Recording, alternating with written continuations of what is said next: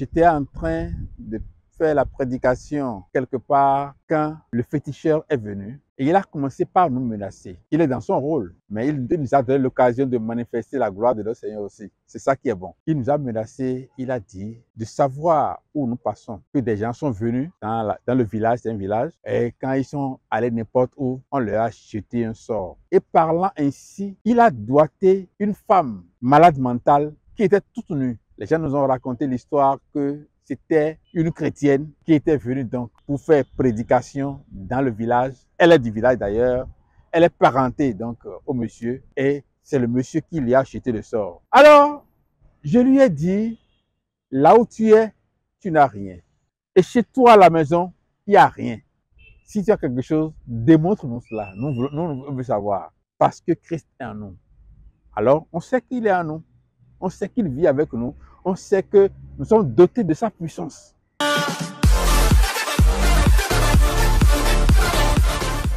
Bien-aimé dans le Seigneur, bonjour. L'émission Ce qu'il faut savoir veut te dire aujourd'hui, sois fidèle jusqu'à la mort. Le Seigneur te dit, je te donnerai la couronne de vie. Apocalypse chapitre 2, verset 10. Alors, si Dieu a envoyé son Fils qui s'est manifesté à nous pour changer notre vie, de sorte que nous avons le courage de dire aujourd'hui à n'importe qui, Christ est en nous. J'étais en train de faire la prédication quelque part quand le féticheur est venu et il a commencé par nous menacer. Il est dans son rôle, mais il nous a donné l'occasion de manifester la gloire de notre Seigneur aussi. C'est ça qui est bon. Il nous a menacé, il a dit de savoir où nous passons. Que des gens sont venus dans le village, c'est un village, et quand ils sont allés n'importe où, on leur a jeté un sort. Et parlant ainsi, il a doigté une femme malade mentale qui était toute nue. Les gens nous ont raconté l'histoire que c'était une chrétienne qui était venue donc pour faire prédication dans le village. Elle est du village d'ailleurs. Elle est parentée donc au monsieur et c'est le monsieur qui lui a acheté le sort. Alors chrétiens, faites attention. Si vous n'avez pas la force d'aller, il ne faut pas aller. Alors, je lui ai dit, là où tu es, tu n'as rien. Et chez toi à la maison, il n'y a rien. Si tu as quelque chose, démontre-nous cela. Nous voulons savoir. Parce que Christ est en nous. Alors, on sait qu'il est en nous. On sait qu'il vit avec nous. On sait que nous sommes dotés de sa puissance.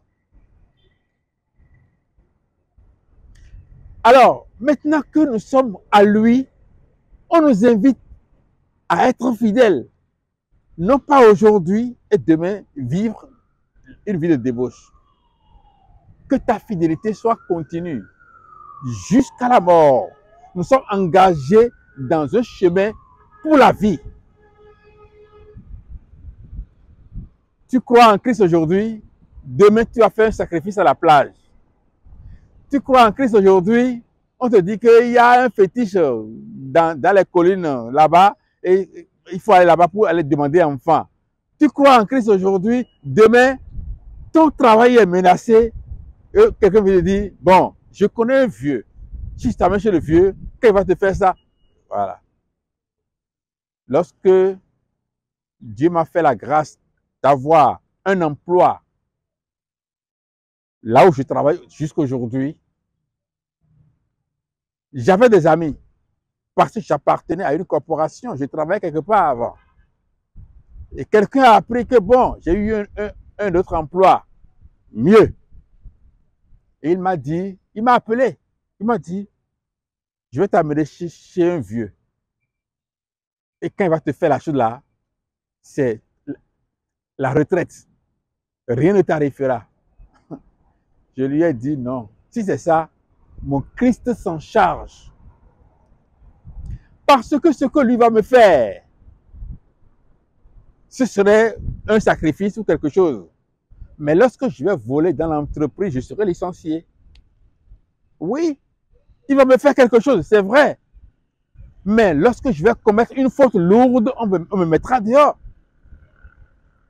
Et le revers de la médaille est que lorsque tu te fixes à un endroit par une force maléfique, lorsque l'entreprise va fermer, comme tu t'es attaché là, tu ne peux pas trouver un autre travail ailleurs. Tu t'es accroché là, non? Tu as enterré quelque chose là pour rester à vie. Oui, mais tu ne bougeras plus. C'est pour cela que Christ, ce n'est pas une vie aujourd'hui et une autre demain. Une vie le matin, une autre vie le soir. Ce n'est pas ça. Ce n'est pas être président dans une église et avoir une concubine.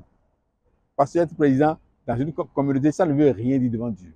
Ça ne veut rien dire. Ce qui est quelque chose, c'est qu'entre toi et ton Dieu, qu'il y ait une concordance, qu'il y ait de l'harmonie.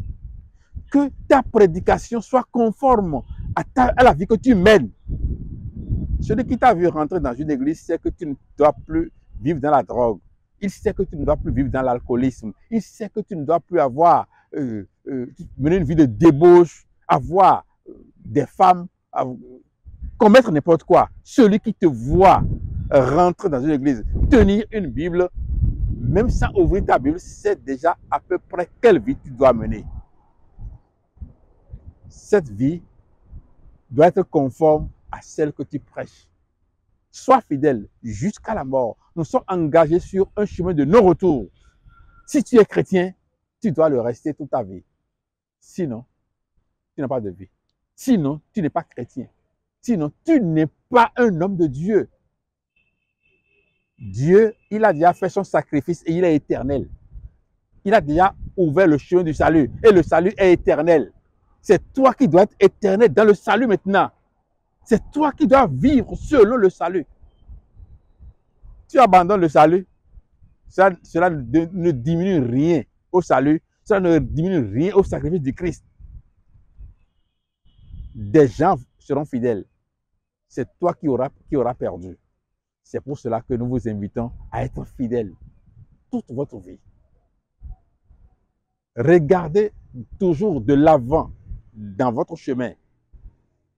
Priez Dieu de vous assister tous les jours de votre vie. Ce n'est pas pour un temps, c'est pour la vie. Et que Dieu vous bénisse. Amen.